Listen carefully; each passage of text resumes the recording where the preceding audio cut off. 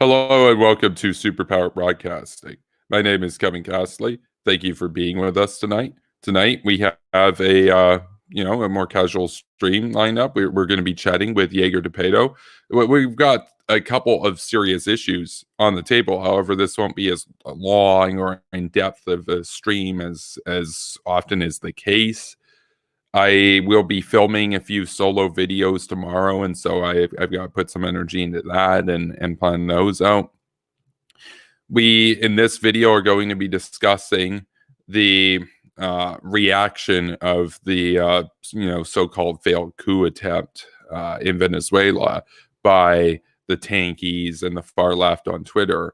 And additionally, we're going to be discussing today, we've got bad news out of Israel. There was an IDF soldier killed in a rock attack by the Palestinian combatants. And it really highlights how this meme of, oh, they're just using rocks, or their rockets are old, so it's not a big deal. Well, no, even a rock can kill somebody, and so a sword can kill somebody. I mean, it's the intent that matters, not the technology you have. If you intend to kill, that's war, right? And so again, we are joined by Jaeger DePeto. So thanks to him for being with us tonight. He's a base patron of the channel. If you would like to become a patron of the channel as well, you can go over to Superpower, or I should say patreon.com/superpower broadcasting. Additionally, we're streaming currently live to YouTube and Twitch. On YouTube, if you haven't done so yet, it would be a big help to me if you could both like this video as well as be sure to subscribe to the channel. Additionally, it would also help out, especially if you could watch this on Twitch, as well as go and follow this channel over on Twitch. We're trying to get up to 50 followers right now over there so that we can make it to affiliate status, which allows monetization and other benefits. And so YouTube's threshold is 1,000, which is far more onerous in terms of trying to attain. We'll get there one day, but Twitch is definitely a much more favorable platform to independent media. And so with that, thank you for the 7 people so far we've got tuning in on YouTube. Thanks for being here. And we're going to go to Jaeger DePeto. How are you doing tonight? I am doing fantastically. Like I told you before, it's my Friday, so I'm off the rest of the week. So smooth sailing from here. So no, that's so based. Yeah. Oh man. Until you have to do a bunch of yard work, and then it kind of sucks. But what can you do? Yeah. Oh man. Well, I have a couple of videos prepared. The first one on the theme of Venezuela we're going to watch. It's about a minute, and it is by a guy, I think his last name is Medhurst. I'm not really familiar with him or anything, but I saw it today, and I thought, oh, this is stream worthy. This is a big meme right here. This guy's a lolcow. So we're going to take a look at this dude. It's about a minute long, and then we're going to discuss. So here we go. Who do these people think they are? Venezuela is a sovereign nation. You don't have the right to just carry out armed incursions into another country and assassinate people. Have you gone mad? Can you imagine if Venezuela had done that to the United States? They would be nuking Venezuela as we speak. So what is this imperialist to double standard? You don't have to like Maduro, but you should respect, and you must respect, the sovereignty and the borders of nations. It's not up to you to decide who is the leader of another nation. It's not up to you to send in armed groups and terrorists to carry out coups. This is an act of war. But of course, the United States think that they are the world police and that they have the moral authority to go around telling other countries how to run themselves, including Venezuela, including Iran, including Syria, etc., etc. Well, I say that's fucking bullshit. Dude, he did the meme. He did the must sovereignty bro meme right there. He did the U.S. world police memes. He did the basically essentially the wars for oil memes. And I like how he used I just got to note before we get Jaeger's reaction here, I like how he used etc. after he mentioned some really deplorable regimes. I mean, he mentioned Maduro, He mentioned the Ayatollah, he mentioned Assad, but then he says, et cetera, because, you know, it's possible he just didn't feel like doing a laundry list. But my guess is he realizes that if he brought up North Korea, that would probably even more so hurt his argument, because people are getting aware now of the gulags and everything else that's there, as well as the, you know, the impending nuclear threat that they pose to us. And so, this guy, man, he is a bundle of all the memes that we point out on this channel. Just buzzword, virtue signaling, neocon ghouls. He's basically a less pale version of Kremlin Kyle Kalinske. So with that, we're going to get to Jaeger's reaction. I mean, what a lolcow. What a lolcow. Yeah, like, so first, like, this event wasn't sanctioned by the United States. If it was, it would have been better planned, and they would have had more material. Like, they didn't even have night vision goggles. Like, they just went completely rogue, unequipped to try to, in broad daylight. Like, it is just a joke.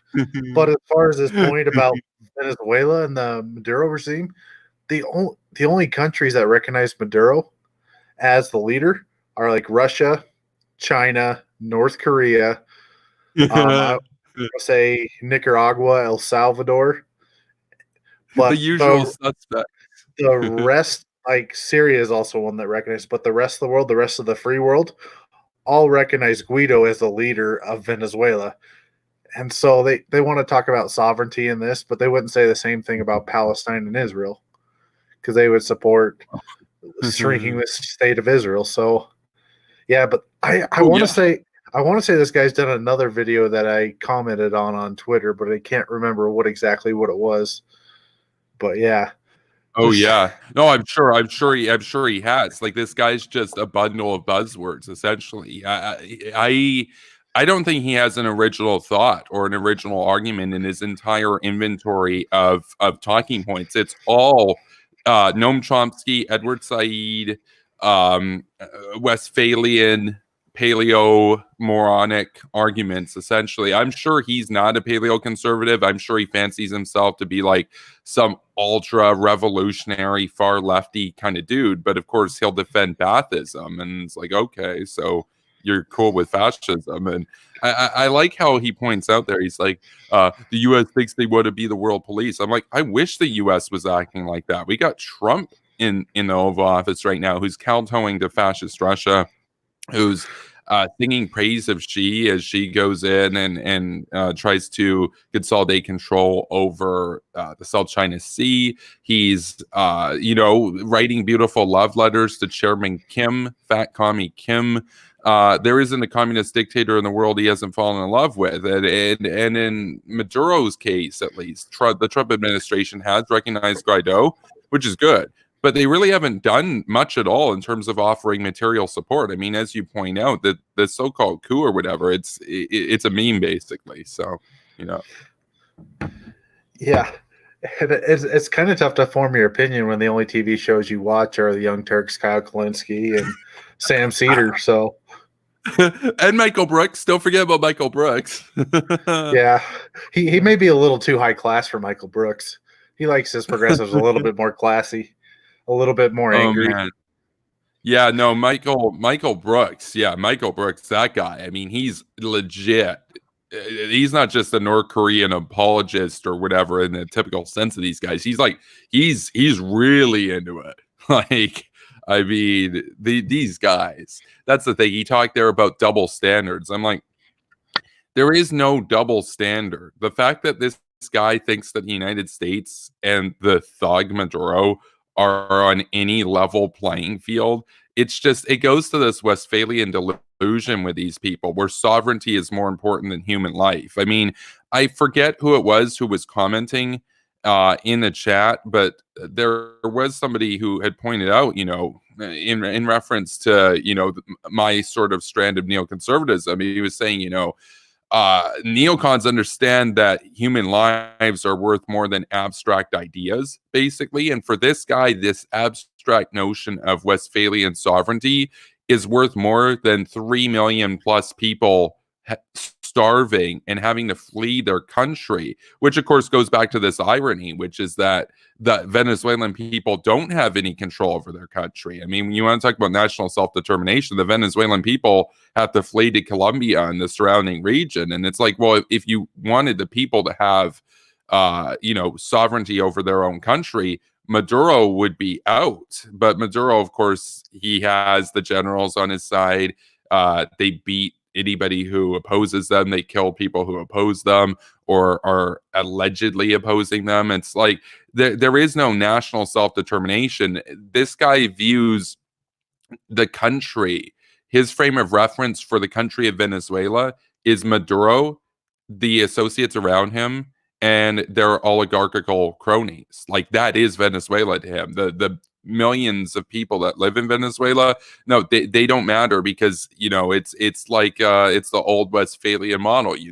Whoever the prince is, that what he says goes, and the people are irrelevant. And so each country is just their establishment, basically. And it's funny, because I'm sure this guy, I don't know much about him, I'm sure he would whine and complain about the American establishment and try to talk about how there needs to be a revolution or whatever. But when it comes to Venezuela, he's opposed to any solidarity whatsoever. It's ironic, because I'm sure he's the lefty type who thinks he's standing in solidarity by bootlicking for Maduro. And it's like, yeah, you're in solidarity with like a multimillionaire who beats the crap out of anybody who wants any rights in the country. So it's well, yeah. And even going back to that election, I think it was 2014, 2016, Maduro kept changing the election dates to try to swing it in the point where it was popular with him.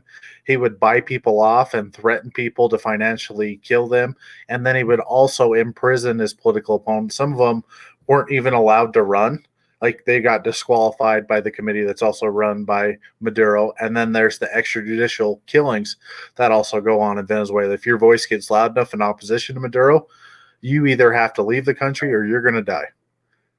Well, and that's the thing. Yeah, even if you're not political, I mean, even if you're somebody who doesn't really care too much about politics in Venezuela, you may starve over there because of their socialist system and the mismanagement and everything that's happened there. I mean, think about it. They're sitting on some of the largest, in fact, the largest proven oil reserves in the world.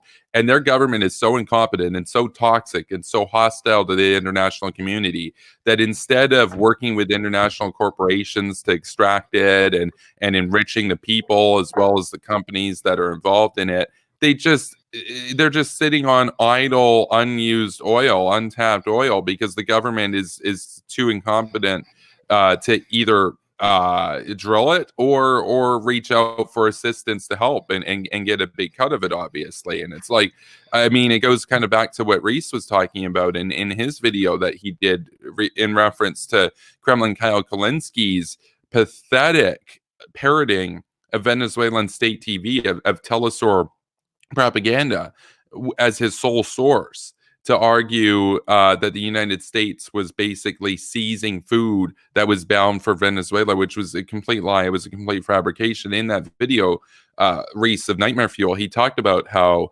even if it were true that the United States were going in purely for oil interests, the Venezuelan people are obviously going to get a big cut of that.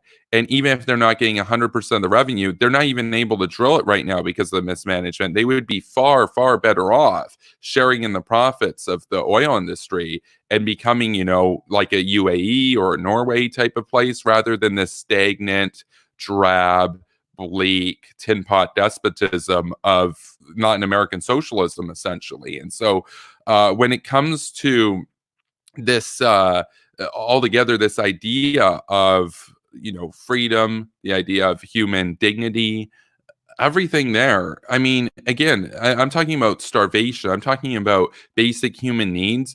Basic human needs are political in Venezuela. Food is a political issue in Venezuela. That's how much of a failure this state is over there, to the point where even if you're somebody who just doesn't care about politics, like, you'd be fine with a right winger, you'd be fine with a left winger, you just care about, your family being fine, you care about your kids getting educated or whatever. Just having food, just having bread is a political issue now because of how much these guys around Maduro have mismanaged the economy, basically. basically, because they're kleptocrats and they're socialists and they're incapable of delivering for their people at all. They've run the country into the ground. And so people have had to flee the country. And I know that there are like a lot of like far right wingers and stuff in America and Canada that look at these situations and they think like it's like some conspiracy or they hate these people for trying to come to the United States. For me, I'm pretty conservative when it comes to border policy, but I understand why people are fleeing these regimes. I believe that there wouldn't be these refugee and migrant crises if we were proactive and went in there and just took out these guys right away. These people wouldn't be, in the case of Syria, flooding Europe. They wouldn't be flooding Mexico and the United States and Colombia here. They'd be happy in their own country, ironically, having self-determination, which they don't have right now, which this guy claims to tout. But of course, at the end of the day, he's parroting telestory talking points the same way that Abby Martin would do. He's a grifter in that sense. And it's pathetic. It's honestly disgusting to see this guy have any audience whatsoever because people take this guy seriously. It's pathetic. So. And what's crazy about Venezuela is they can grow a lot of different crops because of their climate. It's not like they're in Siberia where the only thing that grows is little moss on the ground. They can grow a lot of different things. Like there should never be a food shortage in Central and South America because of their ability to grow things. But, you know, when that Venezuelan government gets involved and all of a sudden there's a food shortage and it's a way for them to also control people. Yes. Yeah. You're right. They use food there as a political weapon, essentially, to privilege those that cooperate with the regime and sing the praise of the regime. So, well, yeah. And the regime's never going to run short on food. It's going to be the people in the outlying areas. And if you start growing a lot of food, that they'll come in, they'll collect it. It'll be the same thing in the Soviet Union where they're starving farmers.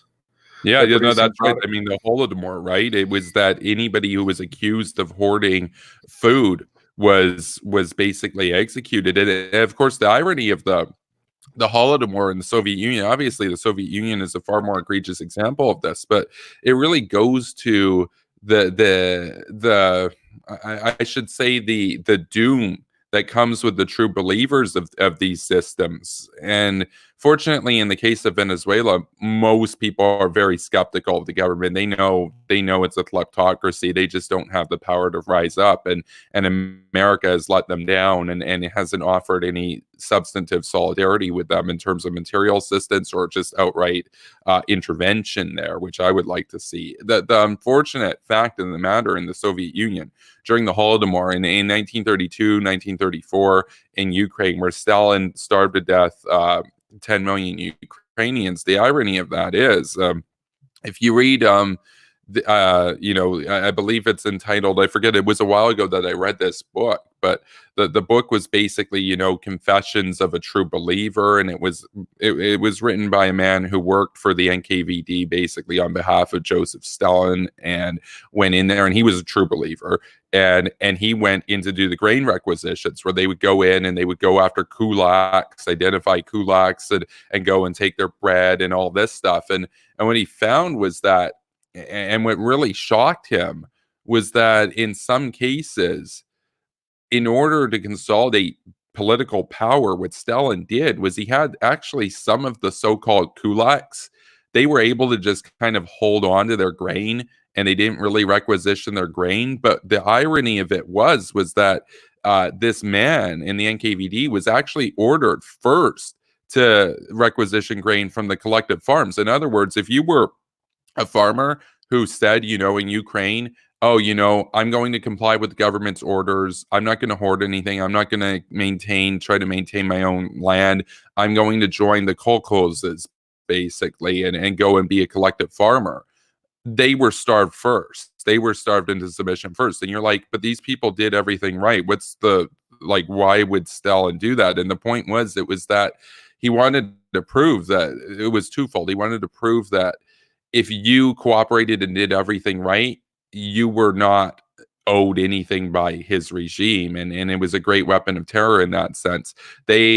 Stalin was in particular really concerned with industrializing very quickly because he was worried, of course, that the Germans were going to invade, and so he wanted to build up the industrial base, and so he requisitioned the grain, let millions of collective farmers, in other words, like the farmers that gave in and surrendered to the government willingly, basically, under force. But the Red Army didn't have to come to their houses.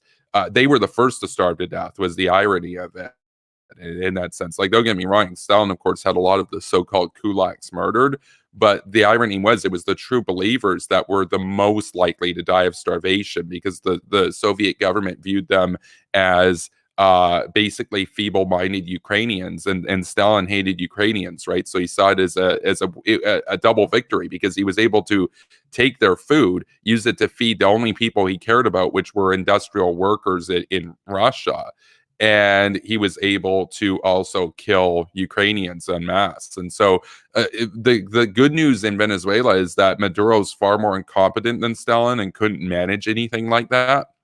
But it is worth noting here that in both Ukraine and Venezuela, these are breadbasket type countries. I mean, in fairness to the North Korean regime, if you are doing isolation and you're not trading with anybody, you can't feed your population there. There's hardly any arable land. It's mostly mountainous. But when you have countries like Ukraine, which used to be the breadbasket of Europe, and you have Venezuela, where people are starving to death, that that's not a natural thing. That is, you have a socialist in power. Like, you can tell if you just look at it, the geography, and then you're like, wait, people are starving here? Yeah, that's not a thing that normally happens. That's because we have an ideology that's come in doing some nefarious mass murder, essentially. So that's my little rant there. But yeah, well, one of the shocking things about Venezuela is, one of their allies is China, and China's been giving money to people around the world as far as loans to kind of get them to industrialize and improve their economy. Now, a lot of them they can't pay back, which is another kind of a side topic. But Venezuela, with all its resources and all that, and having China as a backer, is still kind of a shithole of a country. Like, that just speaks to the incompetence of Maduro, because he has one of the richest countries. You can debate how rich China is, but it's one of the richer countries in the world backing him. They would give him loans. They would give him this in exchange for oil, but he's not doing it. Like, no, you're totally right about that. The thing is, Venezuela actually used to be the richest country in Latin America back when it was an American ally, and now look at it. Now it's a Russian and Chinese ally, and look at what's happened. So, I mean, the irony, or not the irony, but what's worth noting is that Chile was a consistent American ally, and now they're the richest country in Latin America. And America did intervene in Chile to prop up Pinochet.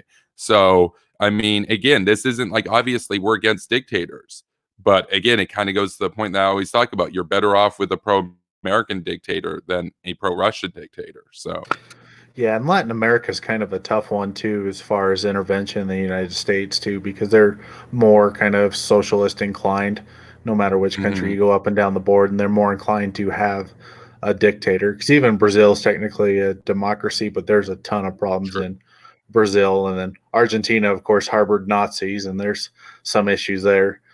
But yeah, but I think Uruguay it's a nice country, but it fits right in between Argentina and Brazil, but it's not really that big. But Bolivia, you have Nicaragua, you have Guatemala, you have Mexico. Like, you have all these countries, and they have a lot of issues, and they are more prone to getting a dictator, which makes it tougher, given how we switch out people every 4 years and all of a sudden back out of things rather than doing a proper nation build. Is it because if we did a proper nation build in Argentina, like something that we did in Japan or South Korea, then that's an untapped market, kind of like Africa, somewhere that can influence the world. Yeah, I mean, if you had a proper administration in place, Latin America would not be, or I should say, not just an administration, but a consistent doctrine in place from Washington, D.C. Latin America would not tend towards socialism. It would be a strong bulwark of American economic and ideological cohesiveness, right? But the United States, I mean, really has dropped the ball on Latin America. I mean, if I were in charge, I would do, similar to what the United States did in Western Europe after World War II, do like a Marshall Plan, invest a lot of money in these countries, but also do interventions to weed out the socialist regimes there, of course, and then once you replace them with a system that's amicable to American interests, then you invest in them, and not do it in a way like what communist China is doing, where they know that they can't pay it back, so they're trying to make them indentured so that they'll have more influence there. I would do these as like not even loans or anything, just straight up investments to win over the hearts and minds and trading partners in the region, and keep the Russians out of there. I mean, the fact that the mortal enemy has been able to get a base to station and stage thermonuclear bombers in Venezuela it's gross. I mean, the Russians brag about it on RT. They're not even hiding it. They show video of like their nuclear bombers doing exercises and stuff out of Venezuela, and you're like, that's America's backyard. I mean, it's bad enough if they're doing that kind of crap in Europe or Asia, but they're doing it like in Venezuela, and the Trump administration doesn't do anything about it. It's weak in my view. But we got. I was gonna say one of the things with the Monroe Doctrine is it kind of isolated South America off from the world, and rather than doing what you're saying is kind of invest in South America, we just kind of left them there to kind of their own devices. But yeah, I agree, because I think of Panama. So Panama recently, in the last few years, made a deal with China that the U.S. had no idea about until it was announced that day that they made the deal in Panama. China did. So, and one of the reasons why Panama stated they made that deal is because the United States hasn't ever been willing to invest that kind of money in Panama as China did. Yeah. So it's sad, man. So I think there's definitely room for growth there in Latin and South America, Central and South America. Oh, I just want to say we have somebody in the chat, Kelly Hummus, who's saying hello. Hello, Kelly. I haven't seen you before. Dope. We got new viewers. That's awesome. We're getting like new viewers every day now. I mean, obviously we had the Griper on last night, but even he at the end of the stream was kind of like, yeah, that's some good points. I agree with what you said there. And so, I mean, we were even able to like start playing a Griper. So we got a lot of new viewers, which is cool. We've for the most part kind of gone over the Venezuela topic. That with that we're going to segue into the next topic, which is the IDF soldier who was killed today by Palestinian combatants. And so I have the video here. We're going to take a look at this. It's about 45 seconds, and then we will get into commentary. So, an IDF soldier has been killed this morning, and the soldier, identified now as 21-year-old Staff Sergeant Amit Ben Yigal from Ramat Gan, is the first IDF soldier to be killed in the past year. At around 4:30 in the morning, Yigal and other troops from the Golani Recon Battalion had been carrying out arrests in the Palestinian village of Yabad in northern Judea and Samaria, or the West Bank. And the unit had detained 4 wanted individuals suspected of involvement with terror groups and throwing stones. But on the way out of the village, locals began showering the soldiers with stones from the rooftops above. And one stone, just smaller than half a meter or 1.5 feet wide, hit Yigal directly on the head. He was evacuated then to Haifa's Rambam Medical Center, but was pronounced dead shortly after. Israeli authorities vow to find the attacker and send condolences to Yigal's family.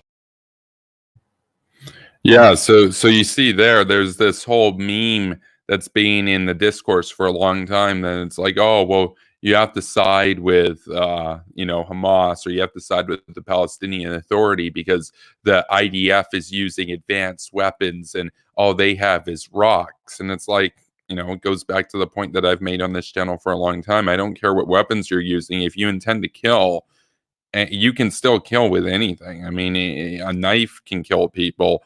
Rocks, obviously, here killed Staff Sergeant Yigal, unfortunately. And it proves the point that you have to fight a war to win at the end of the day, that you can't just simply lend yourself to the moral duplicity and the degradation to say, well, we have better technology, therefore let's sit on our butts and let them catch up. It's like, no, you don't root for the underdog in real life. Like, you knew that with sports, but in real life, it's like that it's a battle to the death, essentially. And this has gone on for a long time. And unfortunately, most of the people that I've known in my personal life in academia and everything have sided with Hamas and the Palestinian Authority. And it's really gross. We have a lot of sentiments out there that are sympathetic to the combatants here. And so I want to get your reaction, Jaeger. So.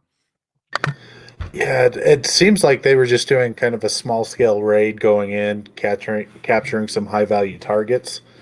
So there wasn't like a lot of military, a lot of air support. They were just trying to get out of there, and it's really unfortunate that a rock thrown off the side of a building.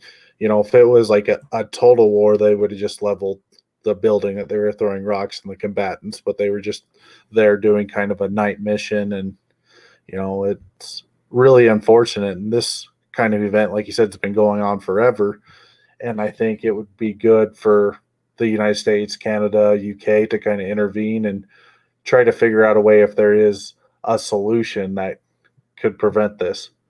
But yeah, given that the one side, Hamas, and that wants to kill all the Jews, kill all the people living in Israel, whether they're Jewish or not, that makes it really hard to come to a conclusion in this case. Yeah, see, that's the thing, that the fact that Hamas holds to the policy that they refuse to acknowledge Israel's existence, for example, that's one of the reasons that I'll usually cite for why I support a one-state solution with Israel governing the entire area. The Palestinian Authority isn't necessarily as extreme in that respect as like they've actually negotiated with Israel in the past. It's just there is that sentiment that they want to, and they have with their allies in the Arab dictatorships, wipe out the Jews, essentially, is the end goal. And they have, of course, they're backed up by Iran, they're backed up by Hezbollah, they're backed up by Syria. They were, until, the 70s and stuff, backed up by Jordan and Egypt. It's the sort of thing that when you look at the United Nations, for example, all of these states, they all gang up on Israel. It's kind of remarkable in many ways that we've managed to have Saudi Arabia now come around on our side on this, and Egypt too, to a large extent, to where the fact that Saudi Arabia works with Israel now is that alone makes them infinitely better than Iran. Because Iran, of course, wants to get nuclear weapons to wipe Israel off the map, and they're working on it right now. And we're not doing too much. Trump's done more than Obama, but it's still nowhere near enough. But I do have a screenshot that somebody took. Found this on Twitter. It's from the Stop the War Coalition, and in it they've got an article arguing time to go to war with Israel is the only path to peace in the Middle East. So this is from 2014, but it's like they want a one-state solution too. They just want to wipe out the Jews. That's their thing. And so when I talk about like a battle to the death, it's like you're either in the Zionist gang or you're in the terrorist gang. And so in that respect, so that's the way that I see it personally. But yeah, and it's a really kind of divisive issue. I know there's a couple members on the progressive side, the Squad, that are more, I guess, friendly towards Hamas than that. But for the most part, I would say most of Congress, and Trump's probably not going to do anything, but most of Congress would be for Israel. But there are a few of the BDS movement that's starting, and what they really want to do is they just want to eliminate Israel from the region. And that's coming out of that area. And, it's, that area, Israel's kind of surrounded by a bunch of countries, and they're funded by Russia and to China to a certain extent too, because one of the things I was reading some stuff about Syria today is one of the reasons the UN didn't put any sanctions or go in on Syria was because Russia and China always voted down, even after Assad gassed people. So it is kind of a mess, and I think it would be good to help out Israel. Whether it'd probably be one of the only times to build a wall, build a gigantic wall, for sure. Build a gigantic wall and fortified, and then make sure Israel's at least safe from there. You'd still have to worry about some mortars and stuff going over the wall, but I think you could get probably pretty close to a safe distance, build the wall, and then just try to keep all these other terroristic forces out. Yeah, well, that's the thing. That's the thing is that when it comes to Israel in particular, they do have some walls in place that and fortifications that have been, somewhat effective. Of course, the Palestinians will like huck rocks and stuff over it, and they'll lob rockets over it too. And people will say, and I've had people argue to me before. I even had a history teacher argue this to me before, that Israel is in the wrong, even if Hamas fires rockets, because Hamas is firing Katyushas from the 1940s, and Israel has the most advanced weapons around. Therefore, it's wrong for Israel to retaliate. And I'm like, and this was the crux of his argument for why he sympathizes with Palestine here. And I always thought that this idea of proportional retaliation was stupid. Like, I'm of the view, like, if I were ever the president or anything, or if I became prime minister of Canada and Canada got nuclear weapons, I'd be like, straight up, like, if you attack Canada, even in a small way, we will nuke you to the end of the world, like, just as a massive retaliation doctrine. The Russians have it. The Russians understand that you deter these small conflicts that go on and on and on by just outright saying, you do anything again, it's over. Like, and that way you could at least get some sort of peace, at least in the short run. But I did make this meme, about a year ago, and this triggered so many people at my university, but it's obviously relevant here. I'm going to get rid of the Chiron for a moment so we can read the full text. It's very simple. It's just people throw rocks, and you have the Intifada there at things that shine, and you have Israel there. And that really sums up not just the Israel-Palestine conflict, but that more generally, in my view, encapsulates people's attitudes towards the Jewish state in general, and just Jews having a right to be around in general, because people are jealous of Jews. Like, let's just keep it real, whether they're on the far left and support Jeremy Corbyn, or they're on the far right and they're a fan of like Nick Fuentes and David Duke. And of course, David Duke endorsed Ilhan Omar and the Squad, and he's KKK. And of course, she's not white, but they get along because they both hate Jews. And you look at this, and you're like, well, Israel basically made the desert bloom. And of course, the bullies in the region, the League of Arab Dictatorships, have invaded Israel several times and got nowhere. They got their ass kicked, even though they outnumbered them 3-1 in many cases. And so people look at Jews, 0.14 or so percent of the population, and they see, that generally speaking, Jews tend to be successful and whatnot, and they hate it. It gets under their skin. They have to view the world as a zero sum. They can't say, oh, well, I'm going to try to succeed too. They say, well, oh, I'm envious of Jews, therefore Jews bad. That's basically their argument. And we see this. It's not like a left or a right thing. This is most of the internet, I feel like, these days. It's just anti-Semitic filth. But yeah, but getting back to your point, just because you have higher technology doesn't mean you have to react back. If I had or if somebody was firing at me with an M1 Garand, which was a weapon that was used in World War II, semi-automatic 30-06 round, I can't use an M16 or AR-15 to defend myself. Like, they're firing bullets at me. Like, I do not get that argument at all. Like, you should have. You'd have to go and buy like a revolver from like the 1800s or something that you could fire back.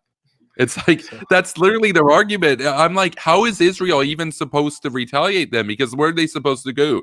Go on the black market, buy some Soviet era Katyushas, and then fire those back at Palestine? It's like of course, the other point that he was missing.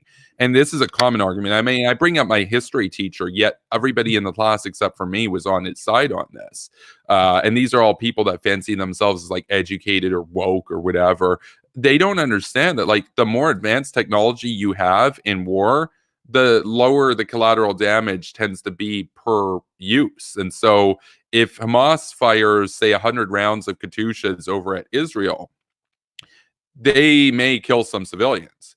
But if Israel responds with some highly advanced target, software and whatnot on their smart bombs, and, some civilians might die, but it's going to be far fewer civilian casualties. I mean, Israel's a lot more careful too. That's one of the reasons why this night raid was going on, because you're right to point out, Israel doesn't view it as a total war. Hamas views it as a total war, but Israel doesn't. If Hamas treated, or I should say, if Israel treated Hamas the same way that Hamas treats Israel, Hamas would have already nuked, or I should say Israel already would have nuked or just wiped out the West Bank and Gaza by now, because that's what Hamas wants to do to Israel. But Israel, of course, has the moral high ground, and they say, well, you know, there are innocent civilians there. Obviously, Hamas uses people as a human shield, so we have to be careful. So they'll send in the IDF forces to one by one go through the streets and surgically target specific Hamas targets, so they minimize civilian casualties. And yet, who's seen as the shitlord on the world stage? Israel's seen as the bad guy. Yet Israel is the least indiscriminate. They're the most specifically targeting the enemy. Whereas with Hamas, they are far, far, far more keen to use indiscriminate statistical rounds that are just designed to cause terror and kill at random against Israel. And so they're my enemy, of course, right? It is Hamas. So well, it's kind of a bit of hypocrisy too, because the same people that would say that, oh, Hamas is just defending themselves would say, well, Saudi Arabia for indiscriminately bombing in Yemen is bad, but Hamas doing it, though, that's okay. They're just defending themselves. Like, the better technology, the more precise bombing that you have, the less civilian casualties that you'll have. Mm-hmm. The more precise the strike.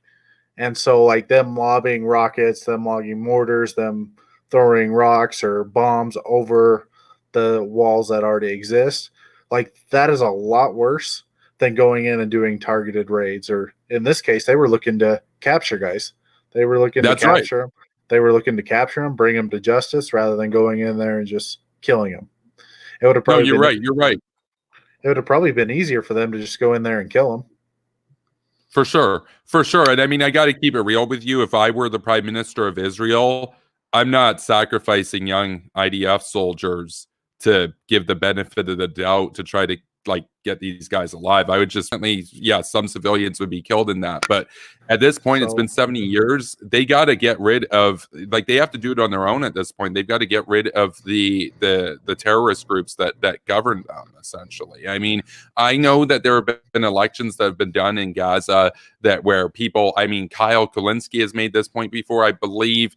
Even Young Turks have made this point before, where they'll say, well, Hamas is democratically elected. I'm like, well, those elections aren't really fair. But even if they were fair, there is some truth that there are some true believers in Gaza. Well, it kind of goes back to the whole Dresden bombing thing. It's like, at some point, you're either going to die in a strike by people trying to liberate you, or you die trying to rise up against those tyrannizing you. Like, at some point, the people have to rise up and say, we've had enough of this. Otherwise, agency is a real thing. If you don't rise up and overthrow your oppressors, you may die as collateral damage from those trying to help you. That's just a fact of life. Like, I'm obviously a neocon. I'm not like a realist or anything, but realist logic is true. It's just, what do you do with it is what matters. And when it comes down to this, when it comes down to Israel in particular, when it comes down to the conflict in general, Hamas doesn't even see random rounds or indiscriminate rounds as causing collateral damage. There is no such thing as collateral damage for them. If they fire some rockets over at Israel, one, they're purposefully targeting cities, but two, even if they're targeting a military installation in Israel and it misses and accidentally kills, like, let's say a house that has like a family of civilians in it, they will celebrate that as a victory, because to them, all Jews are the enemy, right? All Jews. So it's not, are you a civilian? They view Jewish civilian as an oxymoron, essentially. So it is for them a total war. And it's a race war, essentially, against Jews. So, yeah, and I totally agree with that. The only point I'd kind of push back on is as far as like keeping people alive, because you'll need intel. So, like, one of the reasons you go capture high value targets is so they may potentially have some intel that'll prevent loss of life later down the line. Yeah, so that's true. If there's somebody who's like, they're not worth anything, go ahead, kill them. But if they're going to have intel for a higher value target, then it would be somebody worth capturing to try to get that information out of them.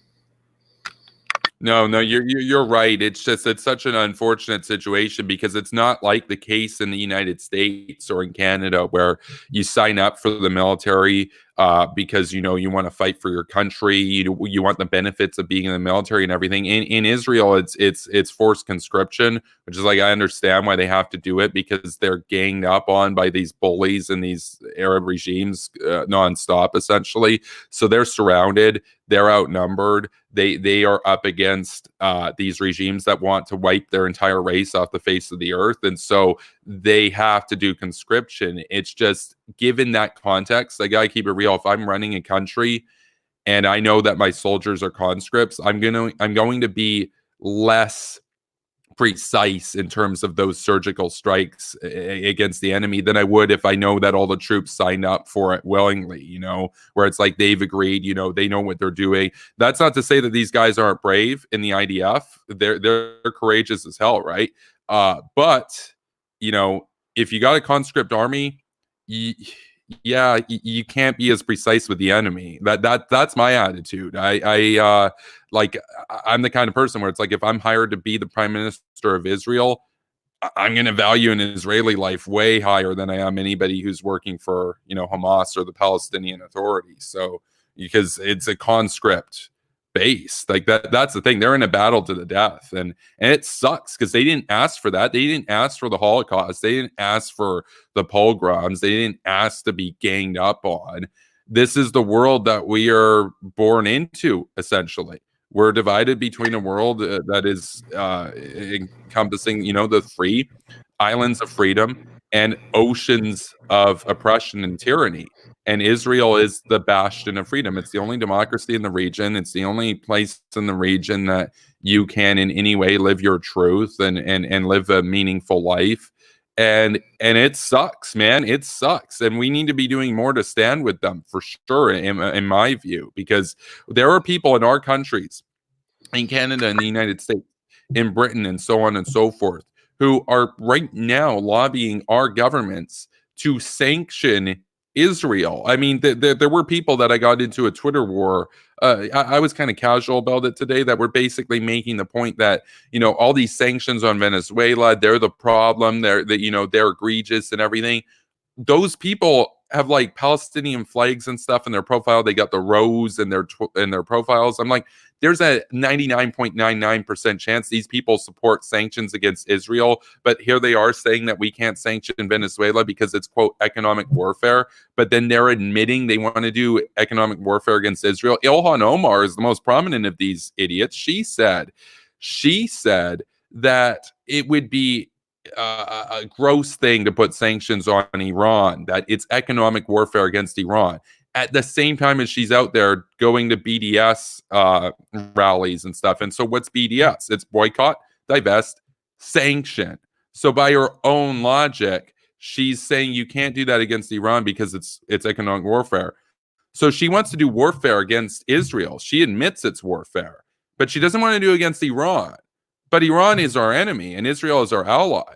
That's amazing, man. Like, this is why I talk about the fifth columns, that there are enemies within, that they're not on our side. So yeah, and the media is doing kind of a disservice because they should point that out when they talk to her and ask her that question. And it shouldn't be a right-wing Fox person. It should be CNN, MSNBC, somebody there on kind of more of the left-biased media, and just ask the question, ever explain the answer.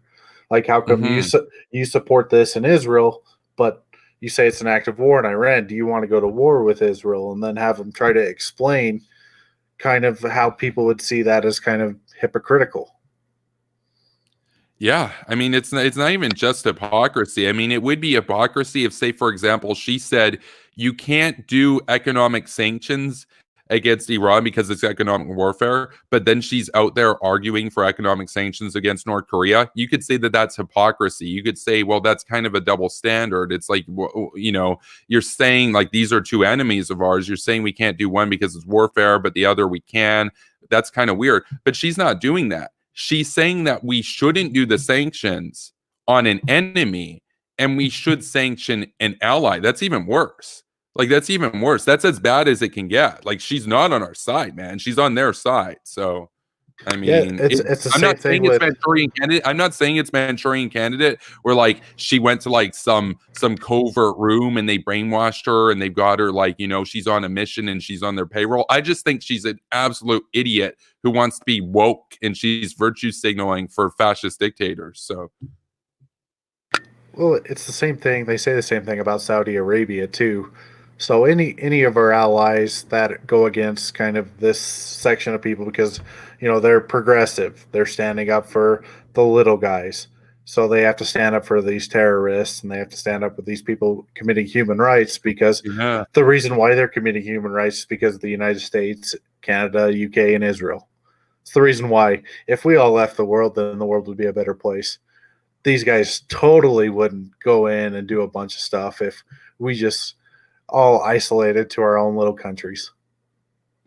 No, And it's absurd, man. It's absurd. Like but on the internet, most of Twitter doesn't get this. They think that we're the bad guys, basically. They think that we're paid by the Jews, astroturfed, deep state, establishment. Like all these buzzwords that they throw at us, basically. It's a woke go to us. And it's like, really, it's woke to force women to wear the veil. It's woke to try to literally this is what the president of Iran said back in the day, Ahmadinejad. He said it is the goal of Iran to get nuclear weapons, to acquire nuclear weapons, to bring about another Holocaust against Israel. They're on the record for like a long time, like over a decade, saying, we want the nukes and we also want to use the nukes against the Jews.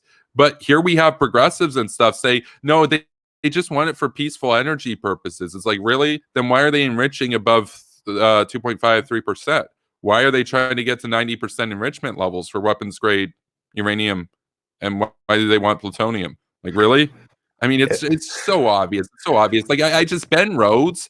Rhodes is a complete and total loser. I mean, I know he's never going to see this stream or whatever, but like, I mean, he was one of the worst in the Obama administration because he's still out there doing mental gymnastics and apologetics and being the water boy for the mullahs in Iran. It's pathetic. So. And why would countries where their economy is based on oil have their power production be nuclear? Like, that doesn't make any sense to me. Like, they have oil as right there. It's as a resource for them to use. Why would they choose nuclear? They got gas. They got gas and they got oil and they got all this. I mean, I'm sure for them, their argument would be, well, we want to sell the oil so that we can make money and stuff. And it's like, I get that. Like, the thing is, it's like, yeah, you have a right to peaceful nuclear energy if you are a responsible country.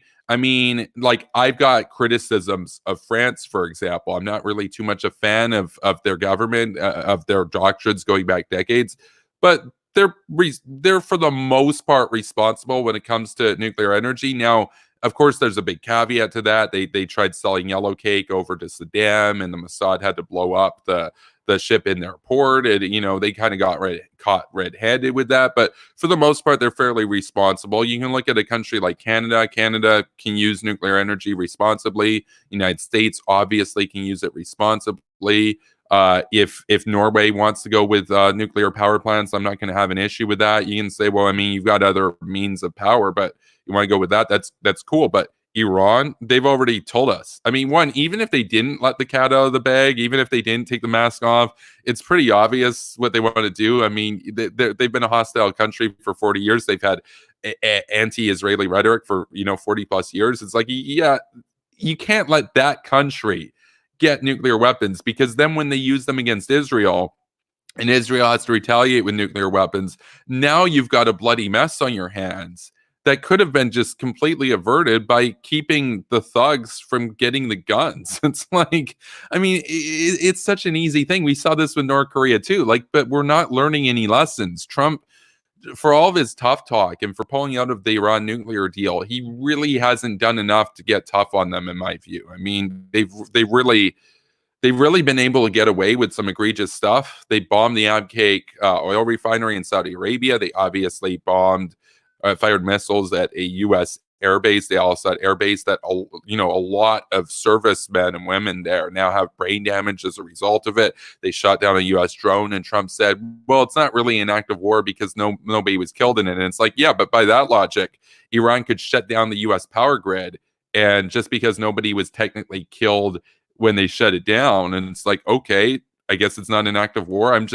Again, it goes back to the proportional response thing. I don't believe in proportional response. I believe in massive retaliation. I think if you attack America, now that doesn't even mean you have to massively respond. I think it should be up to the guy being attacked. And so, say Japan does Pearl Harbor, America could be like, oh, okay, we're gonna bomb a couple of your military bases and call it a draw. That's their prerogative. Or they can bomb them to the end of the earth. That's also their prerogative. It's not like if you start the war, you don't get to say uncle and say, oh, that's not fair, you responded disproportionately. It's like, if you don't want to get your country nuked, don't start the war in the first place. That's my attitude. So, well, I think Iran's done enough in the Middle East to warrant an intervention in Iran. I know what Henry was saying, that it'd be very tough because of the topography, but that's true. Yeah, the war in Yemen, they're backing the Houthi soldiers, and they're providing them with IEDs. And then in Iraq, same thing. These explosive devices, they're providing them to the people resisting the peace in Iraq. And also Syria. They're also involved in Syria as well. Like, they are just little shitheads. Hezbollah too. Yeah, and they just need to be put in their place. Oh, absolutely. There's another thing that just pissed me off so much, is that these idiot isolationists that are against the Iraq war, they always nonstop talk about the Iraq war. Bush lied and 1 million people died. They do all these stupid claims about the death toll, but even the ones that are more reasonable about it, and of course the actual death toll is around the 200,000 mark, but even the ones that don't say 1 million dead kids, even the ones that are like, oh, 500,000 people died, they're missing the fact that most of those deaths were a result of the Iranian-sponsored insurgency. The American forces only killed about 20,000 people, and like that was collateral damage. I'm so sick of the narratives. These people are off by like a factor of 50, man. That's how disingenuous they are. They're liars. They're filthy liars. And these people are out there on Twitter talking about how, the Iraq war was bad and everything, and how Saddam should have been left in power. And it's amazing, man. And I'm convinced, as history goes by and as we get our act together again, history will remember George W. Bush as, a true leader. Hopefully not the last, but right now there hasn't been a president that was as courageous and didn't care about their popularity as much as he did. I mean, Trump's all about, what are my numbers? Obama's like, oh, 50.00001% of America supports gay marriage. Now I'm going to support gay marriage. Whereas with Bush, rather, he's like, I don't care what the numbers are. I'm going to do what I believe is the right thing to do. And of course, what he thought was the right thing on gay marriage, I would disagree with, right? But at least he had convictions. At least he wasn't a sellout. At least he wasn't just going to pander and say some cheap talking points. And when he left with like 26% approval, he rolled off into the sunset, knowing that, like, yeah, 20 years, 25 years, people might get triggered and try to stick it to him and own him and everything. But that history in the long run will remember him as a brave leader who did the right thing. So, that's my perspective there. Yeah, as long as the narrative starts to change, because I don't think enough people researched what Saddam was doing in Iraq before we went in. I mean, they're Olympic soldiers, or they're Olympic athletes. If they would lose, they'd go in, they'd lose toes, they'd lose body parts for losing, because it made Iraq look bad. Like, he didn't have as many people as Stalin, but he was just as vicious as far as his torture to his own people there in the country. And it's 100% a good thing that he was taken out of power. Now, there are other regimes around the world. I realize we can't do it all at one time, but was supposed to be the goal of the United Nations, is to prevent kind of travesties and atrocities, and also a goal of NATO to go in saying, no, this isn't currently allowed. You have to either change, or we're going to make you change. And that needs to be kind of the shift in the global politics. But right now we're kind of in a period of isolationism, where people just want to isolate in their own country, because life is relatively good. But at the same time, you can't let evil grow, because we saw that in World War II. What happens when you let evil grow? And then after World War II, with the Soviet Union and their influence across the world, what happens when you let evil grow? A lot more people die. So we have to stop the evil around the world before it manifests itself to the point where it's going to cost more lives than what it would be worth. Kind of goes back, World War II is a good example, but the Chamberlain, if Hitler wouldn't have got those factories in Czechoslovakia, they would have arrested him in that meeting with Chamberlain. But Chamberlain's wanted so much for peace, he was willing to arm Hitler to the teeth. And then that war cost many, many lives because of it. It could have been ended that day if Chamberlain would have had the conviction of Bush to stand in there and do what was right rather than do what he perceived was popular at the time. Absolutely. Very well said. That's the thing. Again, of course, to those who haven't really seen my argument around this or haven't seen Yeager's argument around this, there is no choice between peace and war. The only choice is between war now or war in the near future on our terms with fewer casualties, or war later when they start it with far more casualties. Those are your only options, especially in North Korea, especially in the case of Iran. Like, Iran is on a path to get those nukes. Like, that's not theoretical. They're enriching uranium above the permitted levels with the goal of getting to 90% so they can have weapons grade quality. Unlike North Korea, of course, Iran already has the delivery mechanisms perfected. Like, North Korea had to do both. Iran has for a long time had the largest non-nuclear ballistic missile forces in the world. They have a lot of rockets, proven rockets, accurate rockets that can reach well past the range of Israel. They can hit Europe. They can hit targets as far away as India. They are obviously they could do a real number on Israel just in the first day. Like, it would only take 10, 15 nukes to really end Israeli civilization as we know it. And that's what they're intent to do. And of course, they don't view the retaliation necessarily as even a drawback. They view it as an opportunity to be martyred up to heaven and impress their God and say, look, we just wiped out the Jews. Now we are going to the garden with you, basically. It's like, for them, Israel firing nukes back, that's the bonus. Because it's like they got to wipe out the Jews and now they get to go to heaven immediately.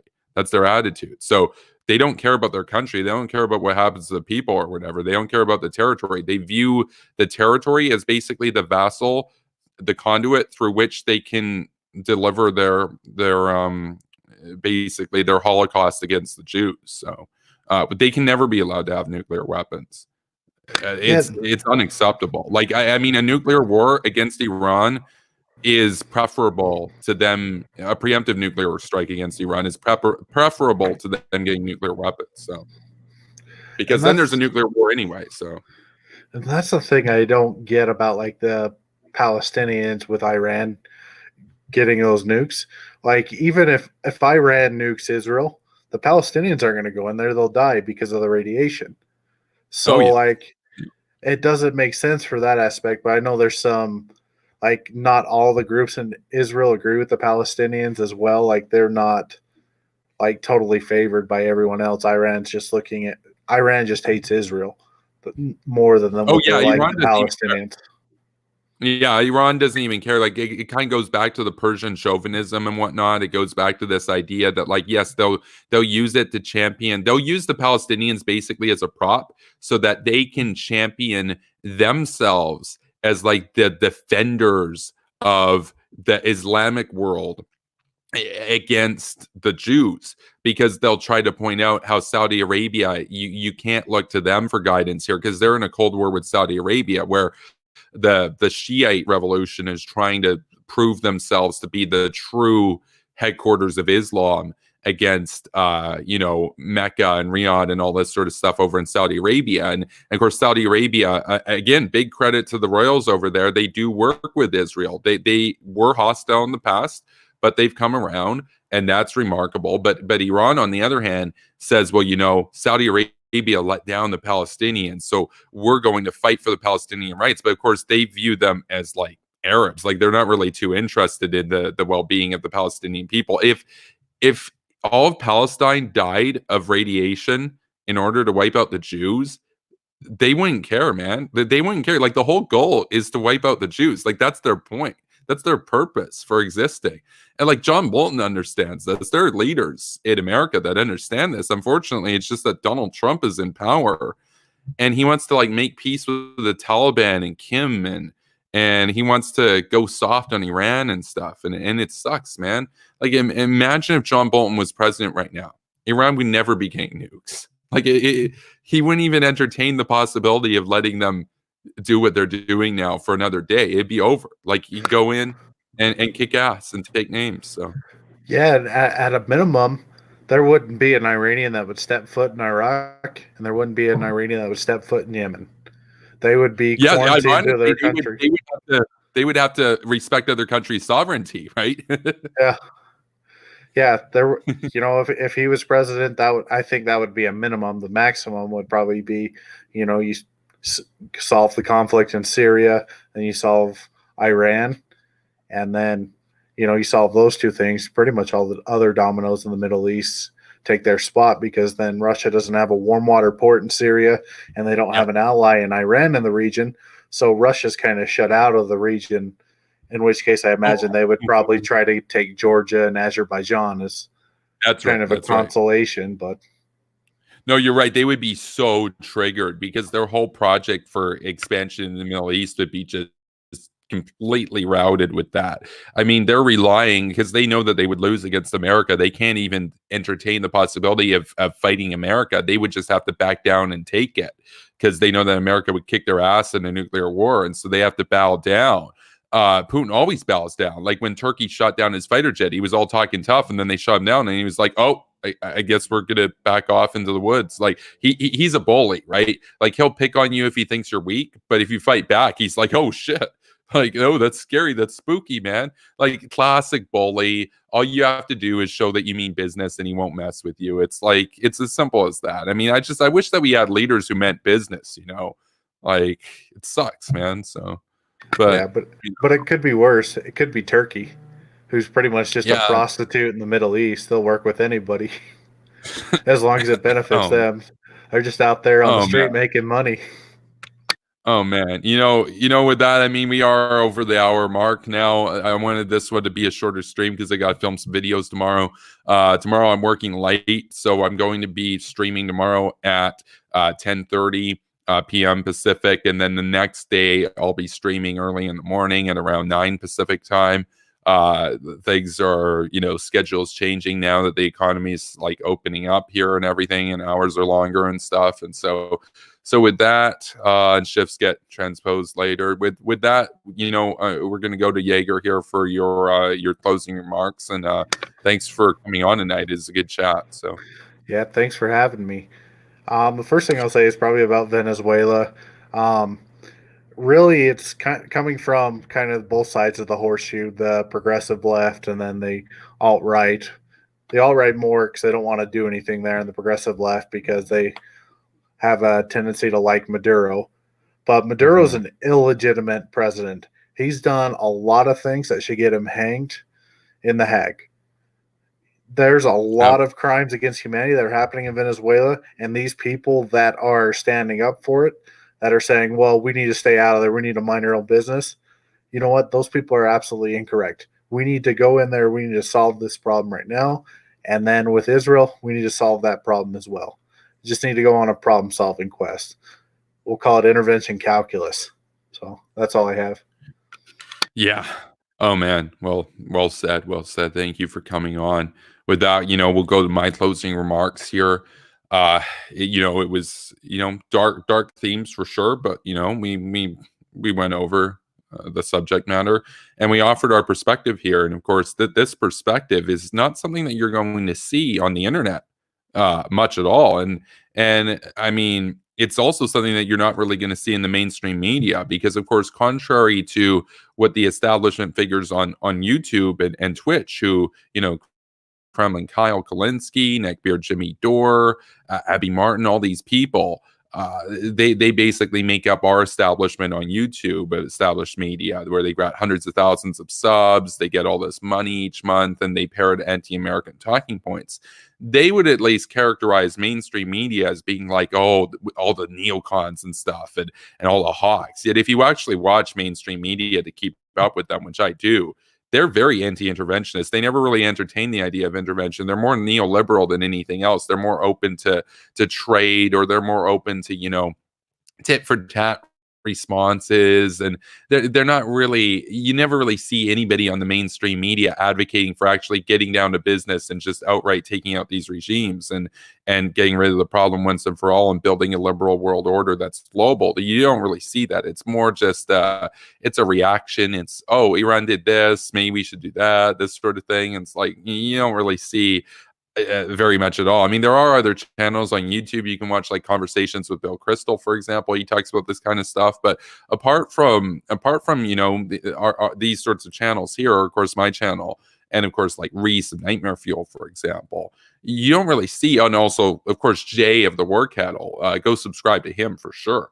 You don't really see very many of the big YouTubers at all talk about this stuff. And if they do talk about it, it's always from the anti-American perspective. It's from the anti-Israeli perspective. And so we are really fighting an uphill battle here, but we're on the right side. We're on the correct side. We're on the side of democracy, human rights. Ironically, of course, we're actually on the side of self-determination and in that sense, respecting people's dignity and everything, of course, because at the end of the day, those who will talk about sovereignty and who will talk about borders and how we need to respect those countries, their frame of reference for what defines that country is whoever the established dictator is in that country. Whereas for us, when we think of that country, we're talking about the people on the ground. And so we'd actually be helping Venezuela, for example, by taking out Maduro.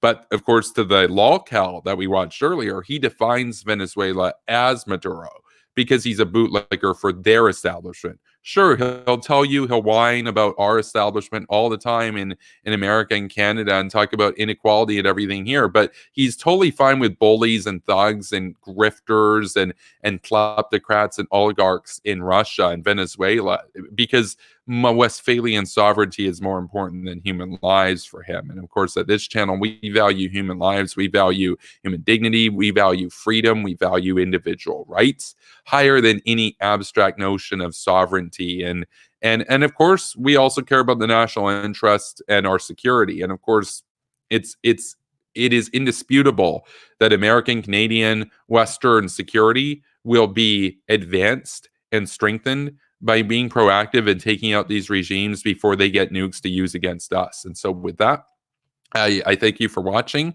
Be sure to like this video if you haven't done so yet. Also, definitely subscribe to this channel if you haven't done so. And also click the link in the description. Go follow this channel over on Twitch, trying to get up to 50 followers so we can get to affiliate status. Additionally, if you want to directly financially prop up and contribute to this channel and help my work and help this platform propagate throughout the internet, definitely go to patreon.com/superpowerbroadcasting and become a patron. Every dollar helps. And, once we hit $100 a month, then I'll have a daily pre-recorded video in addition to the daily streams. And so thanks to the patrons, thanks to the viewers, thanks to the friends, thanks to the fans. And, I know the haters are the traitors. You guys are out there too lurking. So get triggered.